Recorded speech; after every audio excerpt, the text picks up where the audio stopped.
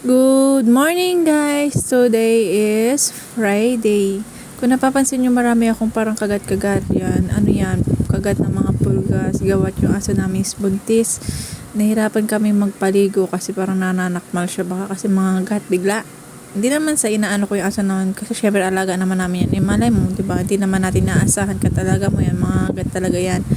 And yun na nga, balik tayo, ayan, for the tulala mo na ang person kasi nag-iisip kung paano tayo magsisimula sa ngayong araw ng Friday. Ayan, nag-open muna ako ng mga bintana, nag-asikaso ng aking higaan at magdiligpit ng kung ano-anong mga kalat dito sa aking higaan kasi sobrang dami kong kinalat kagabi. Kakaasikaso ng mga requirements ko dahil tayo ay mag-working muna and habang nag-live selling tayo kasi si TikTok masyado tayo pinahihirapan.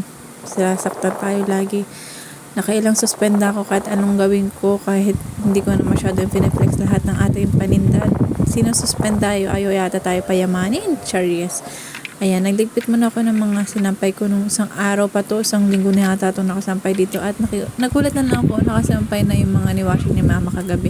Kagabi kasi nag-washing siya, hindi ko na sinampay. Sabi ko morning ko na siya sasampay kasi marami pa nakasampay. At pagising ko, ayan, may nagsampay na, hindi ko alam kung sino nagsampay niyan. Ayun, inayos ko na lang muna siya. Sineperate ko na para mas madali siya matuyo. Para mas maganda, diba? Charies, ayan. Hiwalay ko muna. Ginaya lang, ayan. Pinaghiwalay ko muna yan at si mama ko nagwawalis at nagwalis na rin ako kasi nainggit ako sa kanya. Kaya ayan. Nagwawalis siya sa kabila, nagwawalis na rin ako at nagsasampay na rin. Pinagdoble-doble na natin yung ginagawa natin. Ayan, habang tinatapos ko itong sinasampay di ko alam kung sinasampay na ito, tinapos ko na lang kasi may mga naiwan pang kailangan isampay. And niligpit ko na yung mga kailangan ligpitin. Niligay ko muna ito sa loob ng bahay para mas may ayos ko yung dito sa labas. Ayan, for the walis na ako niyan kasi ang kala talaga pag marami talaga ang puno sa paligid, hindi mo talaga maiiwasan na oras-oras ka talaga magwawalis sa sobrang daming dahon, nagsisilaglagan. Ayan. Nagligpit na ako dyan at naglinis. Sa kusina maayos naman kasi kagabi naglinis naman ako ng kusina bago ako matulog. Then, si Papa ay nagluluto ng ulam. Ang ulam namin for today's Friday is munggo na may ampalaya. Ayan. Munggo talaga ay nuluto ni Papa kasi Friday daw, choice. Ayan, nagligpit-ligpit muna ako ng mga kalat dito sa paligid-ligid. Napansin niyo walis tambo yung gamit ko. Hindi ko rin napansin. Late ko na rin napansin dyan habang pin-voice over ko to na walis tambo pala ang gamit ko pang walis dito sa lupa. Ano ba yan, Maribik? Akakala ko kasi walis tingting na yung hawak ko. Walis tambo pala. It's a prank. Ayan. Ayan, di ba? Late na. Huli ko na nagamit yung walis tingting kasi walis tambo yung ginamit ko. Ano ba yan, person? Gutom yarn. Ayan. Tinapos ko na lang muna at nagisan ako ni mama ng garbage bag. And ayan, nagdikpit na rin ako sa loob.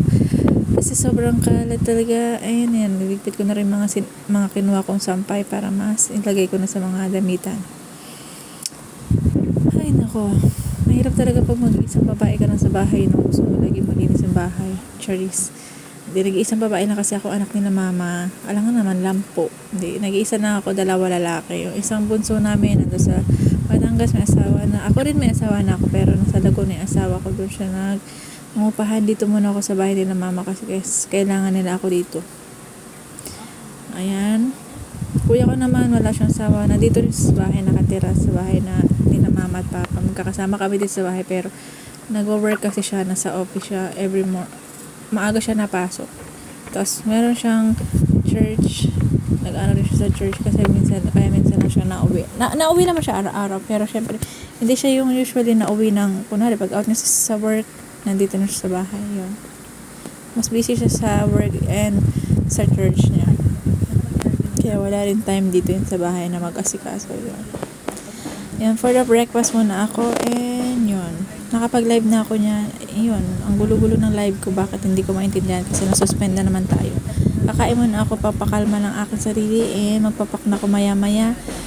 Kape at suman mo na yung aking kakainin. Yun lang po. Subscribe mo ako sa aking TikTok channel, sa TikTok, sa aking Shopee, YouTube channel and sa lahat ng aking social media account. Yun lang. Bye!